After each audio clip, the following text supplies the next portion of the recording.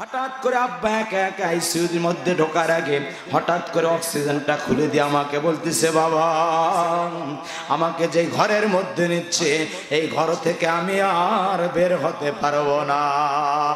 আব্বারে তোর মা বেঁচে থাকলো, তোর মাকে তুই দেখিস। আর আমার বোন তখন ওই সময় হাজির ছিল না।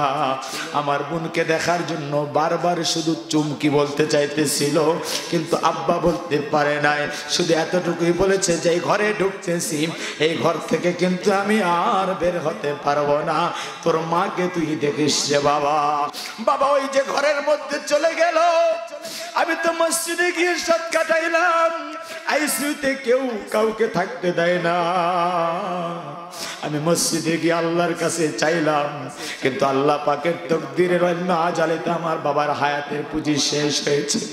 আমি আমার জন্য চাই না, আব্বার জন্য ইবাদত মানত করলাম, আব্বার জন্য কিছু অর্থ মানত করলাম, কিন্তু আব্বার জন্য আমি বললাম আল্লাহ তুমি আমার বাবাকে ফেরত দাও। চাচার সাথে কথা বললাম, ভাইদের সাথে কথা বললাম। আমার বড় ভাই একটু ওই সময় বাসায় গিয়েছিল। আমি সূরা ইয়াসিন তেলাওয়াত করার জন্য ফজরের একটু আগেই আইসিইউতে ঢোকার পরে বাবার কাছে সূরাতুল ইয়াসিন পাঠ করার পরে আমি বাবার দিকে খেয়াল করি, এর মধ্যে অনেক ঘটনা। বাবার পাশে বসে যখন সূরাতুল ইয়াসিন পাঠ করতেছিলাম, বাবা ওই মুহূর্তেই দুনিয়া থেকে বিদায় হয়ে চলে গিয়েছে।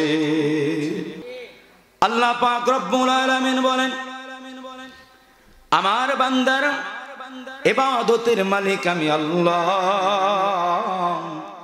আমার ইবাদত তোমরা করবা। 2 নাম্বার কাজ হলো তোমার মা তোমার বাবা যদি হায়াতে বেঁচে থাকে তাদের খেদমত তুমি করবা। আমি রবের পক্ষ থেকে এটা আমার দেওয়া ফরজ আদেশ তোমাকে দিলাম বলি সুবহানাল্লাহ। আল্লাহ পাক রব্বুল আলামিনের নিয়ামত, পৃথিবীর শ্রেষ্ঠতম নিয়ামত মা, পৃথিবীর শ্রেষ্ঠতম নিয়ামত বাবা। এখানে অনেকে আমরা আছি, আমার অনেকে আপনারা পরিচিত, অনেকের মা নাই, অনেকেরই বাবা নাই। কয়েকদিন আগে আমার দোস্ত একই সাথে প্রাইমারি 5 পাস করেছি রুহুল আমিন, আমাদের এখানে আমিরা গ্রামীণ। রুহুল আমিনের মা কয়েকদিন আগে দুনিয়া থেকে বিদায় হয়ে চলে গিয়েছেন। আমাদের বড় ভাই কামরুল ভাইয়ের মা, রুহুল আমিনের মা, একই ব্যক্তি একই মহিলা, আমাদের ফুফুও হচ্ছেন। তিনি দুনিয়া থেকে বিদায় হয়ে চলে গিয়েছেন। আমরা কত মানুষকে চোখের সামনে বিদায় হতে দেখেছি।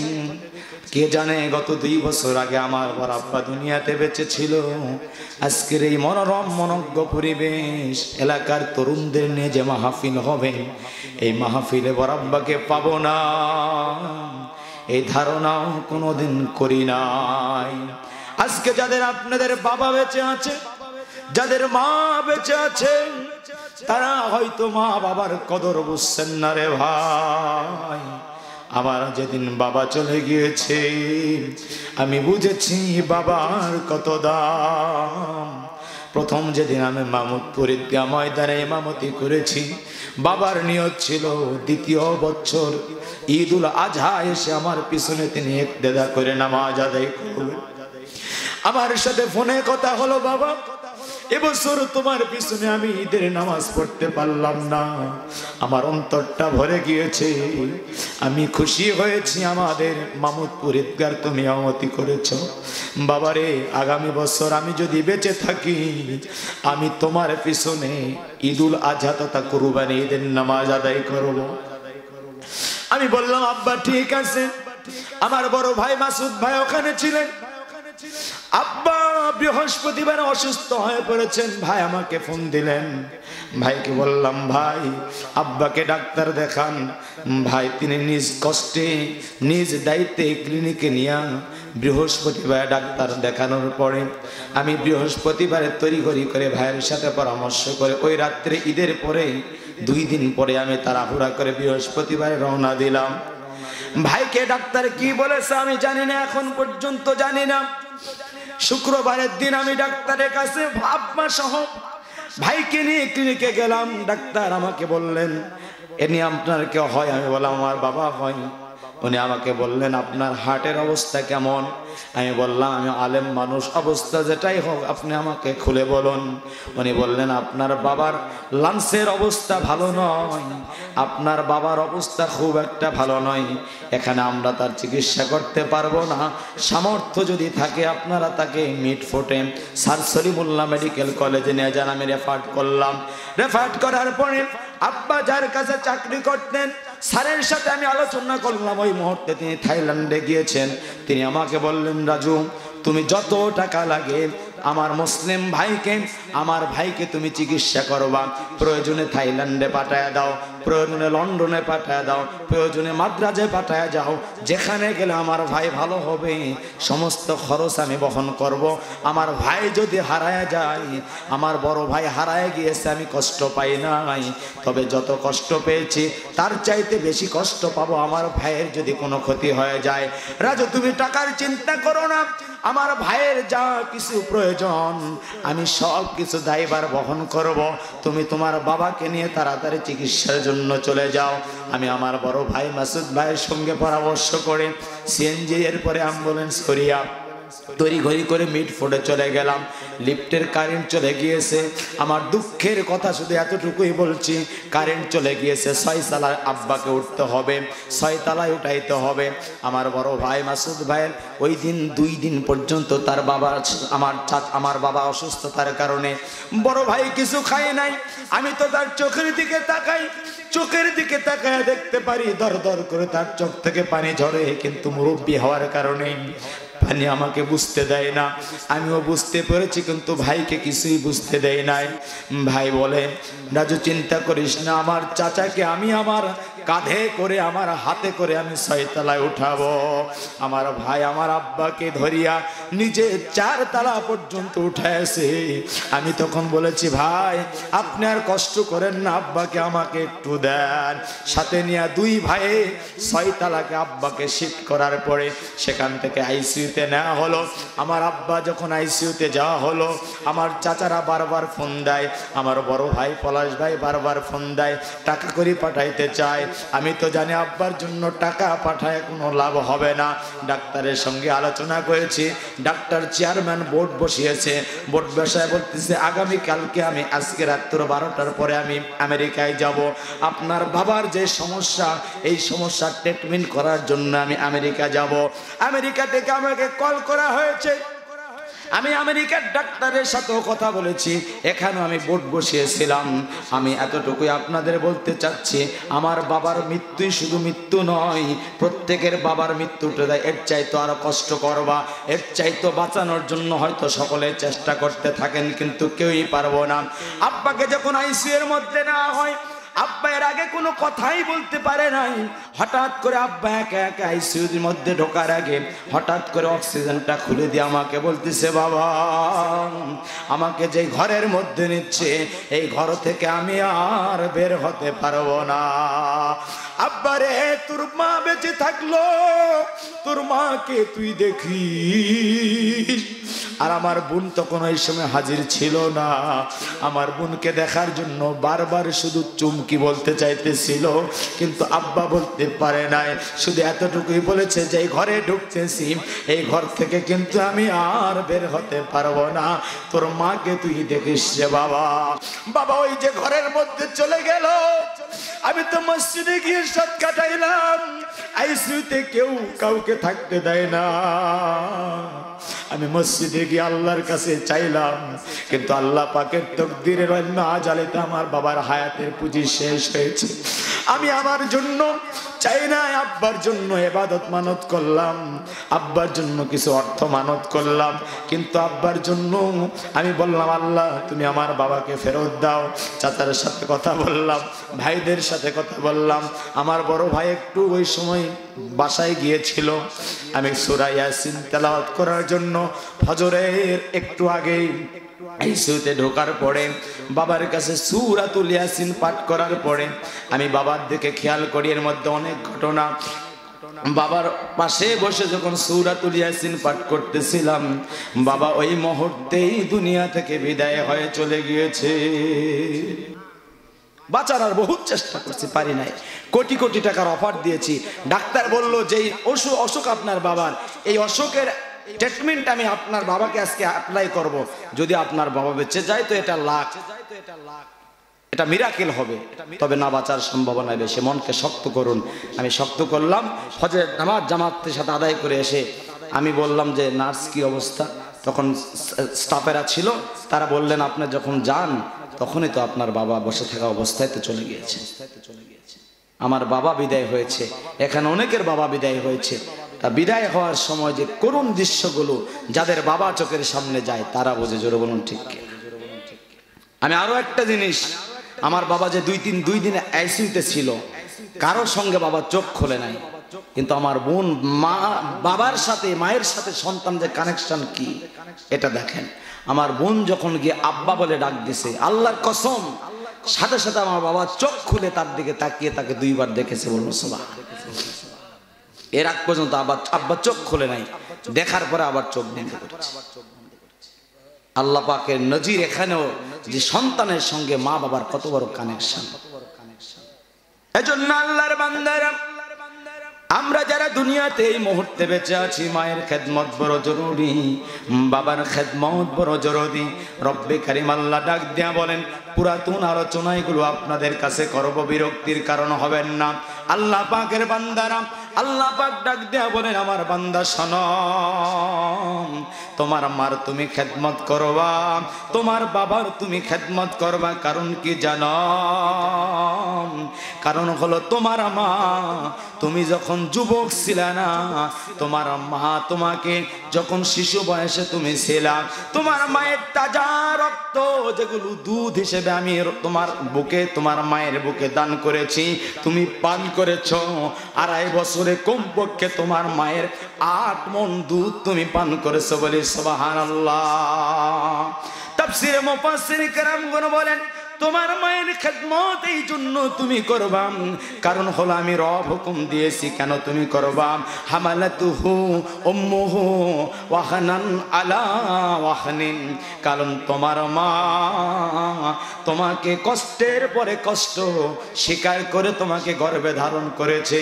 মুফাসসিরে কেরামগণ বলেন, এ যুবক শোনো, তুমি একবারে বড় হও নাই, একবারে তুমি ধনীও হও নাই, একবারে হাঁটতেও শেখো নাই, একবারে দৌড়াইতেও পারো নাই, তোমার একবারে চুল পর্যন্ত ওঠে নাই, তুমি দেখতেও পারো নাই, কথাও বলতে পারো নাই। অথচ তোমার মা তোমাকে যখন পেটের মধ্যে রেখেছে, 8 মাস পেটের মধ্যে রেখেছে, তোমার মা 5 মাস পর্যন্ত নাড়াচাড়া হয়তো আগের মতো ভালোভাবেই করেছে। যখন তোমার পেটের মধ্যে বয়স বেড়ে গিয়েছে, তোমার মা আর আগের মতো চলতেও পারে না, নড়তেও পারে না, হাঁটতেও পারে না, খাইতেও পারে না। এমন সময় খাইতে বসেছে, তুমি মায়ের পেটে লাথি দিয়েছ।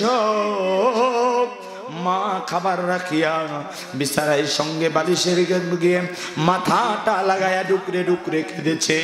হয়তো তোমার বাবা গিয়ে তোমার মাকে জিজ্ঞেস করেছে, ভাত কেন খেলা না, কেন তুমি উঠে আসলা, আর এখানে কেনই বা কাঁদো, কি হয়েছে তোমার? তোমার মা কাঁদে আর বলে, বাবু আব্বা শোনো, তোমার বাবু, তোমার কলিজার টুকরা সন্তান আমার পেটের মধ্যে আছে।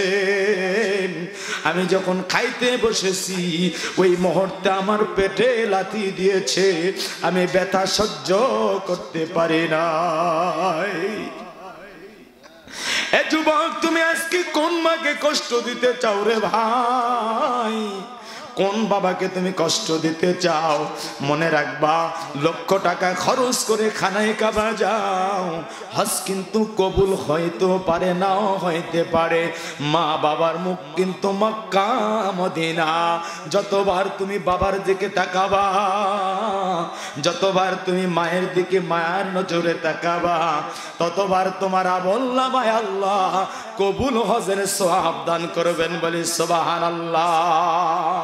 এজন্য আল্লাহর বান্দারা আপনাদের খেদমতে আরজ করতে চাই, সন্তানের মা তখন তার স্বামীকে ডাক দেয়া বলে, বাবুর বাবা, আমি ব্যথা সহ্য করতে পারি নাই, খাইতেও পারি নাই, তবে আমার সন্তানের ব্যাপারে আমার কোনো অভিযোগ নাই। তাফসীরের মধ্যে এসেছেন, অতি সংক্ষেপে আলোচনা করছি, মা যখন সন্তান প্রসব করে, আজকে 20 বছর পরে যে সিজার চালু হয়েছে বাংলাদেশে, 20 বছর আগে ব্যাপক সিজার ছিল না, স্বাভাবিকভাবেই নরমালে মানুষের বাচ্চা হতো। জোরে বলুন ঠিক কিনা? মা যখন সন্তান জন্ম দেয়, রাসূল বলেন প্রত্যেক মা যেন তার জিহাদের ময়দানে শরীক হয়। শ্বশুরের বাড়ি থেকে, স্বামীর বাড়ি থেকে বাবার বাড়িতে যায়, শ্বশুরের পায়ে সালাম জানায়, শ্বশুরের কাছে খাস দোয়া চাই, শাশুড়ির কাছে খাস দোয়া চাই, বুকে চুমা নিয়া, মুখে চুমা নিয়া, কপালে চুমো নিয়া, খাস দোয়া নিয়া যখন বাবার বাড়িতে যায়, আস্তে আস্তে যখন প্রসব যন্ত্রণা শুরু হয়ে যায়, তাফসীরের কিতাবগুলোতে পাওয়া যায়, প্রায় 13টা তাফসীরের মধ্যে এসেছে, তাফসীরে খাজেনে কোরআনের মধ্যে এসেছে, সন্তান যখন মা প্রসব করেন, রাসূল বলেন ওই সময় মা যেন জিহাদের ময়দানে শরীক হয়। কিছু মা সন্তান প্রসব করতে গিয়া দুনিয়া থেকে বিদায় হয়ে যায়, তারা শহীদের মর্যাদা পেয়ে যায়। আবার কিছু মা সন্তান জন্ম দেয়া হয়তো সহি সালামতে থাকে, রাসূল বলেন এদেরকে আল্লাহ গাজীর সওয়াব দান করে, বলে সুবহানাল্লাহ। তাফসীরে মুফাসসিরে কেরামগণ বলেন, সন্তান যখন জন্ম দেয়, মায়ের জরায়ুর 7টা পর্দা থাকে। কয়টা পর্দা? 7টা পর্দা থাকে। সন্তানের পায়ের আঘাতে অথবা মাথার আঘাতে মায়ের জরায়ুর পর্দাগুলো যখন একটা একটা করে টাস টাস করে ফাটতে থাকে, চামড়া যখন আস্তে আস্তে ফাটতে থাকে, যখন আস্তে আস্তে প্রসারিত হতে থাকে, ব্যথা মা সহ্য করতে পারে না, মা চিৎকার দিয়া পাশে বসে থাকা চাচির হাতটা, পাশে বসে থাকা খালার হাতটা ঝাপটে ধরে বলে, ওগো চাচি, আমি বুঝি আর বাঁচব না। এরপরে আপনার মতো আমার মতো কালো কুসরি, কালো কুসকুসে সন্তানকে জন্ম দেওয়ার পরে মা আমাদেরকে ভুলে যায় নাই। অনেক সময় অনেক সন্তানের হাত থাকে না, জোরে বলুন ঠিক কিনা? অনেক সময় অনেক সন্তানের পা থাকে না, অনেক সময় অনেক সন্তান অন্ধ হয়ে যায়, অনেক সময় কান্নার আওয়াজ করতে পারে না, বোবা হয়। যদি কেউ বলে, রহিমা তোমার সন্তানটিকে ছেড়ে দাও, ফেলে দাও, ডাস্টবিনে দিয়া দাও, নদীতে, সমুদ্রে, পানিতে, পুকুরে ফেলায়া দাও, কারণ তোমার সন্তান বোবা, তোমার সন্তান কানাম, তোমার সন্তান কালো কুসরি, তোমার সন্তান ল্যাংরা, তোমার সন্তান লুলা, একে দিয়ে কোনোই কাজই হবে না। মা তখন চিৎকার দিয়ে বলে, ও খাদিজা শোনো,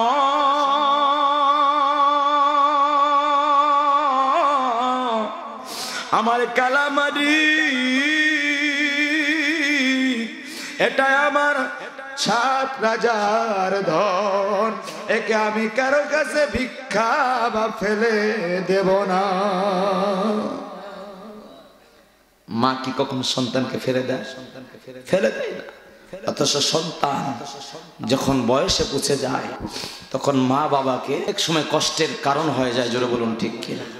তবে আরেকটা বিষয় বলছি, শ্বশুর শাশুড়ি যদি থাকেন, মা বাবা যদি থাকেন, উভয়কেই সমন্বয় করে চলার চেষ্টা করতে হবে। কারণ আমার মা যদি মনে করে বিয়ে দেওয়ার পরে ছেলে আমার পর হয়ে গেছে, মার এটা ভুল ধারণা। কারণ আমি যেমন তোমার ছেলে, মা, আমার মা অবশ্যই আছে, মা তুমি আবার মন খারাপ করো না, তোমাকে বলি না, মানে প্রত্যেক মাকে বলছে আর কি। আমি যেমন আমার মায়ের ছেলে, তেমনি ভাবে ওই বৌমা হিসেবে যে আসছে সেও কোনো মায়ের মেয়ে, ঠিক না বেঠিক? তোমার ঘরে যে আসছে সে, তাকে তুমি তোমার নিজের মেয়েই মনে করবা, তাহলে অশান্তি হবে না। আর তোমার ছেলে তোমার বিয়ের বাড়ি যদি কিছু নিয়ে যায়, তুমি গর্ব করে বলতে পারবা আমার ছেলে আল্লাহর রহমতে খরচ করতে জানে, আমার ছেলে আমাকেও যেমন দেয় তার শ্বশুর শাশুড়িকেও বেশি ভালোবাসে। তোমার বাড়িতে তোমার জামাই যদি কিছু নিয়ে আসে, তুমি যেমন খুশি হয় সব এলাকায় বলো আমার জামাই একখান পাইছি, এলাকার সবচাইতে তো আপেল কমলা লিচু বেদানা যা কিছু আছে সব আইটেম ফলমূল নিয়ে আসে, জামাই একখান পাইছি। তো তোমার জামাই, তোমার ছেলেও তো কারো জামাই, তো তোমার ছেলে নিয়ে গেলে তোমারও রাগ করা চলবে না, সমন্বয় করবা ইনশাআল্লাহ। প্রত্যেক শাশুড়িকে বলবো মেয়েটাকে, বৌমাটাকে মেয়ে মনে করবেন, আর ছেলেটাকে, আপনার ছেলেটাকে আরেকজনের ছেলে দিয়ে দিয়েছেন মনে করে ওয়াকফ করে আপনি এই নিয়তে যদি চলতে পারেন, তাহলে সংসারে কোনো শ্বশুর শাশুড়ির, কোনো বউ এবং শাশুড়ির, কোনো জামাই এবং শ্বশুর শাশুড়ির মধ্যে দ্বন্দ্ব হবে না। আল্লাহর ফজলে আমি এতটুকু বলতে পারি, 2 বছরে আমার সংসার আলহামদুলিল্লাহ 2 বছর হয়ে যাবে রমজান পার হলে। আমার 2 বছরের সংসারের জীবনে আমার মা আল্লাহর ফজলে তিনি এক আল্লাহর বান্দি, তিনি এক খাস আল্লাহর বান্দি। আশা করি আমার মায়ের দোয়ার চোখের পানি হয়তো আমি অনেকটা এগিয়ে গিয়েছি। আমার শাশুড়ি আমার নিজের স্ত্রীকে তার নিজের মেয়ের মতোই মহব্বত করে বলে আলহামদুলিল্লাহ। এবং আমার স্ত্রী তাকেও আমি বলে দিয়েছি, ওই মায়ের ব্যাপারে কিন্তু কোনো কনসিডার নাই, ওখানে আমি বলে দিয়েছি যে আমার শ্বশুর আমার বাবা নেই, আমার বাবাকে যেভাবে শ্রদ্ধার আসনে, মাকে যেভাবে শ্রদ্ধার আসনে শাশুড়িকে রাখতো ওই জায়গায় রাখবো, তবে তোমাকে আমার মাকে তোমার মা হিসেবে শ্রদ্ধার আসনে রেখে সমস্ত খেদমতের চেষ্টা করতে হবে। চেষ্টা তুমি করবা, বাকিটুকু আল্লাহর ব্যবস্থা। এরপরে যদি না বোঝে আল্লাহ ব্যবস্থা দান করবেন ইনশাআল্লাহ। এজন্য এতটুকু বলতে পারি যে আমার অনেক সম্পদ নাই, আলহামদুলিল্লাহ অনেক শান্তিতে আছি, আলহামদুলিল্লাহ অনেক শান্তিতে আছি। আমার মাকে নিয়ে শান্তিতে আছি, আমার ফ্যামিলিকে নিয়ে আমি শান্তিতে আছি। আর আমার শ্বশুর এখানে আছে, তার ব্যাপারে কিছু বললাম না। আমার আল্লাহ তাআলার ফজলে আমার বিবাহের বিষয়টা আপনাদেরকে একটু বলি। হয়তো মনে করছেন যে অনেক বড় আলেম, তাহলে আলেম ছাড়া কেন বিবাহ হলো? আবার অনেকে মনে করছেন মতি তো অনেক জমি জমে আছে, এই ছেলেকে তাহলে এই জামাইকে বিবাহ দিল কেন? এতটুকু বলি যে আমার বিবাহের বিষয়ে 2 বছর 2.5 বছর থেকে আমার শ্বশুর লোক খুঁজতেছিল। 2.5 বছর আগ পর্যন্ত, 2 বছর আগ পর্যন্ত আমাকে বিবাহ দেওয়ার জন্য প্রস্তাব আসতেছিল। আমি বিবাহের জন্য কোনো সেখানে হা হচ্ছিলাম না। কেন হা না হওয়ার কারণ কি? তার সম্পদ আছে, আমার বন্ধুর আছে, আমার ফুফা শ্বশুরের ছেলে আমার সম্বন্ধে হচ্ছে, এখন বন্ধু একই সাথে ক্লাসমেট। 2 বছর আগে থেকে বারবার প্রস্তাব দিচ্ছিল, আমি রাজি হচ্ছিলাম না। খুব রাগ হয়েছে। শেষমেশ আমার আর এক বন্ধু উজ্জ্বল, ওরই চাচা, ব্যর্থ হয়ে গেল। সে সবাই যখন ব্যর্থ, আমার চাচার কাছে মিনিমাম আমার চাচা বলছে বাবা প্রতিদিন 10 জন 15 জন আসে, বিভিন্ন দিক থেকে একই জায়গা থেকে প্রস্তাব যায়, কিন্তু আমি রাজি নই। সবাই জানে যে ওই বেচারার কাছে রাজি নয় কেন, আমরা তো কিছুই বলতে পারবো না। ওর রাজি হওয়ার বিষয়ে ওই জানে, বিবাহ যে করবে সেই যখন রাজি নয় তাহলে আমরা বলে কিনা। চাচা শেষমেশ বলছে বিবাহতে আমি করবো না, আমার কাছে বলে লাভ নাই, ভাতিজা করবে, ভাতিজার সাথে পরামর্শ করে জানানো হবে। চাচা ব্যর্থ। তো সব জায়গা যখন ব্যর্থ, ওনারা একদম গাট্টি বস্তা গোল করে ওনারা আশা ছেড়ে দিয়েছে, আর এই জামাই পাওয়া যাবে না। এমনকি মনে মনে হয়তো ধারণা করছে ওই জামাই আর দরকার নাই, আলেম দেখে দেবো, অন্য জায়গায় দেবো, এই এরার দরকার নাই, ওর বাড়িও নাই ঘরও নাই, আর এলেম আসলে ওই জন্য বিয়া দিবে আছি, তো অকার দেবো না, অন্য আলেম দেখে দেবো। কি আব্বা চেষ্টা করছেন না? তো চেষ্টা করছে, অবশ্য চেষ্টা করছে, কিন্তু বিষয়টা হলো পরে আবার যখন আল্লাহর ফজলে একটা দিক থেকে প্রস্তাব গেল, এই প্রস্তাবটা আবার বলি আমার বন্ধু হিমেল এবং আমার মসজিদের সেক্রেটারি সাহেব, বর্তমান জয়পুরহাটের, যেখানে 5 ওয়াক্ত পড়াই। আপনাদের আর একটা বিষয় আমি পরিষ্কার করবো, একটু পরেই করব। যেখানে আমাকে যখন বারবার আমার বাড়ি থেকেও যখন কারফিউ জারি হয়ে গেল, সুয়েল মামা সহ সবাই এলান করে দিল যে আগামী ঈদের পরে, ঈদুল ফিতরের পরে বিবাহ, পুরো এলাকা একবারে জারি। আমার রশিদা আবা বললো কেরে তোর বিয়া, বলে একবারে এলাকা সব ভাইরাল যে আমার এলাকায় বিয়ে, অথচ আমি জানি না, আমি খালি পাশ কাটায় চলি। পুরা হিমেল যখন বিভিন্ন দিক থেকে ইয়ে করলো, চাপ যখন দিল, হাফেজ আলামিন মামাও যখন চাপ দিচ্ছিল বিভিন্ন দিক থেকে, উপর থেকে আমার সাহেব যখন, হুজুর যখন আমাকে চাপ দিলেন, আমি তখন ইস্তেখারা করলাম। এর আগেও যে কারণে 2 বছর থেকে আমি প্রস্তাবে রাজি হই না সেটা বলার জন্য বলছি, অহংকারের জন্য নয়। 2 বছর আগে রাজি হয় না, ইস্তেখারা করেছি, লাগাতার 7 দিন রেজাল্ট আসে নাই, 1 মাস পর ইস্তেখারা রেজাল্ট আসে নাই, 1 বছর পরে রেজাল্ট আসে নাই, 2 বছর পরে রেজাল্ট আসে নাই, 2.5 বছর পর আবার যখন পুনরায় নতুন করে প্রস্তাবের মাধ্যমে ইস্তেখারা করলাম, রেজাল্ট যখন আসলো, আল্লাহর ফজলে অত্যন্ত ভালো রেজাল্ট এসেছে। স্বয়ং উপর থেকে আল্লাহ পাকের পক্ষ থেকে। আমি মেয়েকে আগে একদিনও দেখি নাই, আল্লাহর কসম করে বলছি, স্বপ্ন যোগে ইস্তেখারার মাধ্যমে আল্লাহ তাআলা আমাকে মেয়েকে দেখায় দিয়েছে। এর আগে আমি মেয়েকে দেখি নাই, এবং এক আল্লাহর ওলি আমাকে হাত ধরে বলতেছে এই তোমার স্ত্রী হবে। বলি সুবহানাল্লাহ। কেন বিয়ে করলাম না? আল্লাহর পক্ষ থেকে ফয়সালা হয় নাই, ইস্তেখারায় পাই নাই, তাই বিয়েতে রাজি হয় নাই। যখন আল্লাহর পক্ষ থেকে ফয়সালা হয়েছে তো আমিও রাজি হয়েছি। বাস এখন মহব্বত, বরকত, রহমত যা কিছু আছে আল্লাহর পক্ষ থেকে হচ্ছে। এর জন্য আপনারা এখন মনে করছেন ইস্তেখারা কি? ইস্তেখারার দামি কোনো, অনেক দামি একটা ইবাদত, অনেক বড় মাপের একটা ইবাদত, কিন্তু খুব ছোট্ট আমল। অনেক বড় ইবাদত কিন্তু নিয়ম অনেক ছোট্ট। যদি কেউ করে, যে কোনো নেক কাজের ব্যাপারে যদি ইস্তেখারা করে শুরু করে, আল্লাহ তাকে তা জানিয়ে দিবেন। হয়তো স্বপ্নের মাধ্যমে পুরাটাই জানিয়ে দিবেন, অথবা মনের ভেতরে একটা ভালো উদ্রেক হবে যে কাজটা করা যাবে অথবা যাবে না। যদি যাবে মনে হয় তাহলে ওই কাজ করে সফল হবেন ইনশাআল্লাহ। যদি যাবে না মনে হয় তাহলে ওই কাজ করা যাবে না, করলে ওই কাজে সফল হওয়া যাবে না। এই জন্য ইস্তেখারা আল্লাহ জানিয়ে দিয়েছেন, সফল হয়েছে। আর একটা আপনাদের কাছে বলতে চাই, কিছুদিন আগে আমার খুব কাছের একজন ফোন দিল, তোমার নাম দেখি তুমি বিভিন্ন উল্টাপাল্টা নাম লেখো, কখনো দেখো রুহুল আমিন বিন মুসলিম জয়পুরি, কখনো দেখো মুফতি রুহুল আমিন জয়পুরি। আসলে আমার নাম শুধু রুহুল আমিন। কি নাম? শুধু রুহুল আমিন। এলাকার ডাক নাম রাজু। আমার ক্লাস 5 পর্যন্ত রাজুর সার্টিফিকেটও আছে। 6-এ যখন গেলাম হুজুরা বলেন রাজু আলেমদের নাম ভালো দেখায় না, দুইটা নামেরই আকিকা। রাজু রুহুল আমিন আমার নানি নাম রেখেছিল, রাজু আমার দাদার পক্ষ থেকে রাখা হয়েছিল। রুহুল আমিন রাজু এই নামটা আমার আল্লাহর ফজলে দুইটারই সার্টিফিকেট। তো পরবর্তীতে সার্টিফিকেটটা গ্রান্টেড, সেটা হলো রুহুল আমিন নামে। আমার অনার্স, মাস্টার্স, ফাজিল, কামিল, দাওরা, ইফতা যত সার্টিফিকেট সব জায়গায় রুহুল আমিন। এখন বিন মুসলিম কেন লাগানো হলো? বিন মানে হলো ছেলে, বিন মানে ছেলে, আর মুসলিম মানে বিনের পরে যেটা থাকবে তিনি হলো বাবা। আমার বাবার নাম মুসলিম, মুসলিমের ছেলে আমি রুহুল আমিন। রুহুল আমিন বিন মুসলিম মানে মুসলিমের ছেলে রুহুল আমিন। কথা বুঝতে পেরেছেন? আর জয়পুরি লাগানোর অর্থ হলো আমি নিজে নিজে লাগাই নাই। আমার ওস্তাদা বলতো তোমার বাড়ি জয়পুর হাট, তা হাট শব্দটা লাগালে কেমন কেমন দেখায়, এই জন্য তোমার নামের শেষে জয়পুরি লাগাই দেবা, তুমি একটা ভালো আলোচক হবা ইনশাল্লাহ। অনেক আগে আমার ওস্তাদ পীর মানুষ, উনি অনেক বড় বুজুর্গ, উনি বলেছিলেন তোমার নামের শেষে জয়পুরি লাগাই দেবা। রুহুল আমিন জয়পুরি এই জন্য আমি লাগাই দিই। অনেক সময় রুহুল আমিন বিন মুসলিম জয়পুরি। এখন থেকে আমি চেষ্টা করব রুহুল আমিন বিন মুসলিম জয়পুরি থাকবে ইনশাল্লাহ। এরপরে আপনাদের আর একটা প্রশ্ন জাগে যে কখনো লাগে জয়পুরহাটের ঠিকানা, কখনো লাগে ফরিদপুরের ঠিকানা, কখনো লাগে বাইতুল মামুর নারায়ণগঞ্জ ঢাকার ঠিকানা। এ তো বাতিল মনে হয়, খালি মিথ্যা কথাই মনে হয় লেখে, একটাও মিথ্যা কথা নয়।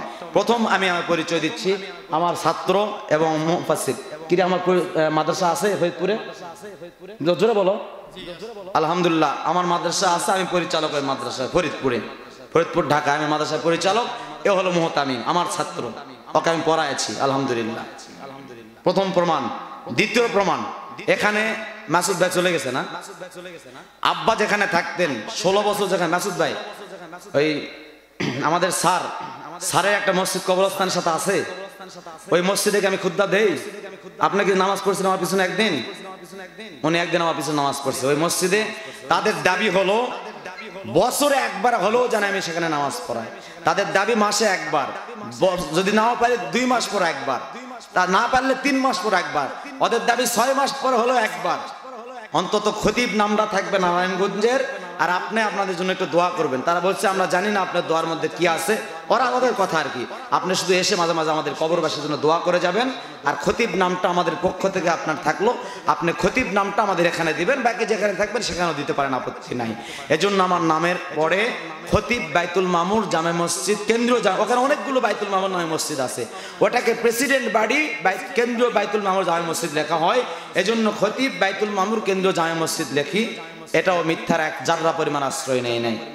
এরপরে 3 নাম্বার, আমি মাঝে মাঝে বাইতুল মুআজ্জাম জামে মসজিদ পরিচয় দিই জয়পুরহাটে, যেখানে আমি 5 ওয়াক্ত থাকি এবং বেশিরভাগ জুমার নামাজ এখানেই পড়াই। তারা আমাকে অনেক টাকা বেতন দেয় আলহামদুলিল্লাহ। জয়পুরহাট আমার চাইতে বেতন কোনো মসজিদের কেউ বেশি পায় না আলহামদুলিল্লাহ বলি। আমি অধিক সময় সেখানে থাকি না, অধিক সময় থাকি না। তাদের সাথে শর্ত দিয়ে ঢুকেছি যে আমি থাকতে পারবো না, আলোচক মানুষ থাকতে পারবো না। এতটুকু বলি, জয়পুরহাটে আমার চাইতে বেশি শুধু কেন্দ্র মসজিদের হুজুর, তার তুলনামূলক আমার চাইতে বেশি নয়। আমি সবচাইতে বেশি বেতন আল্লাহ আমাকে দেয় এবং সবচাইতে স্বাধীনতা আমারই বেশি ওখানে। মাসে 15 দিন 20 দিন আমি থাকি না। কালকে থেকে বের হবো আবার ফরিদপুর, একটানা একবারে রমজানের একদিন আগ পর্যন্ত একটা দিন আমার ফাঁকা নাই, শুধু 5 তারিখে ফাঁকা মাহফিল। এর আগে শুধু এসে জুমা পরে আবার নীলফামারী চলে যাবো আগামী জুমায়। মামা একটা বিবাহের দাওয়াত দিয়েছিল কিন্তু করতে পারবো না। তো এই জন্য আপনারা আমাকে দোয়া করতে পারবেন না ইনশাল্লাহ? আমি যে আমার কথাগুলো বললাম, এই কথাগুলো বলার কারণ হলো অনেক সময় ধোঁয়াশা থাকতে পারে আপনাদের মাঝে। এক লোকের এত লকব কেন, এক লোকের এত পরিচয় কেন, এক লোকের এত ঠিকানা কেন? ঠিকানা যদি আল্লাহ যদি বাড়ায় দেয় আপনাদের আপত্তি আছে? আপনাদের তো একটু গর্ব হওয়ার দরকার। জোরে বলুন ঠিক না? ঠিক। আল্লাহ যেন আমাদের সকলকে কবুল করেন, সকলে বলছে আমিন।